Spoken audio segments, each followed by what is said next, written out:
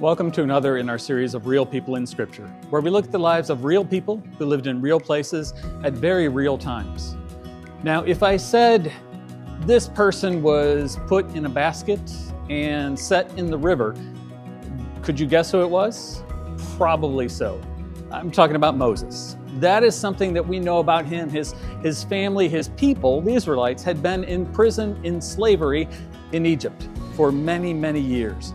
And his mom, the edict, the command from Pharaoh had been that all baby boys were to be killed, but his mom couldn't do that. She put him in this basket, she put him in the Nile River, he floated down, and long story short, he was adopted into Pharaoh's household and he was raised as an Egyptian. Now, Moses knew that he wasn't an Egyptian. I'm sure everybody else did as well, but Moses' calling became clear about 80 years later. I know, you're thinking 80 years, wow, that's a long time, but Moses killed him. He was about 40 years old, and he killed a man, and then he fled into the wilderness, and then God called him after 40 more years.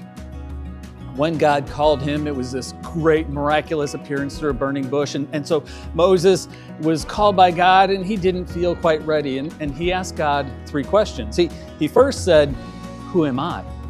Who am I that I should go to Pharaoh and lead the Israelites out of Egypt?" God's response, well, God didn't bother telling Moses about who he was and how he was going to use him. God simply says, "I'm going to be with you. You don't have to worry because I'm going with you. It's not about you, Moses. It's about what I will do through you."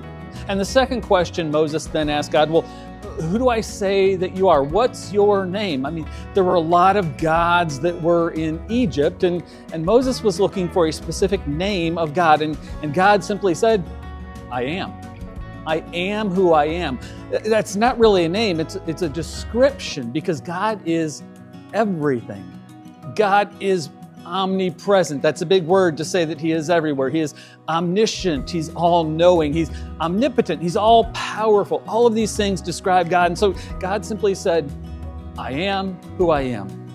And Moses' last question to God was, well, what do I do? And I'm simplifying and I'm paraphrasing these questions that you can read about in the book of Exodus. But he said, what do I do? How do I prove that the I am sent me?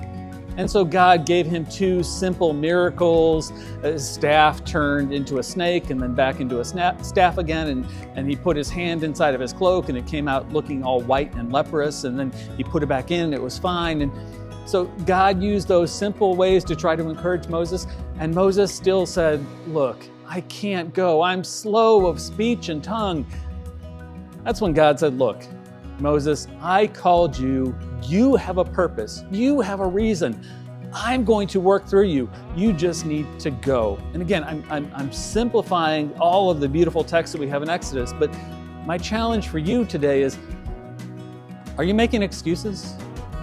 Are you coming up with reasons not to act in faith and to do what God is calling you to do? Come on. If God is with you, and he is, then be willing to step forward in faith. Be willing to say, okay, I don't think I'm good enough. I don't think I'm prepared enough. I don't think I'm whatever, but God is with me. So I can step forward in faith and let God work through me. It's an amazing thing if you are willing to do it, if you are willing to let God work through you. So remember, your time is his time. Let God work through you and use that time wisely. God bless.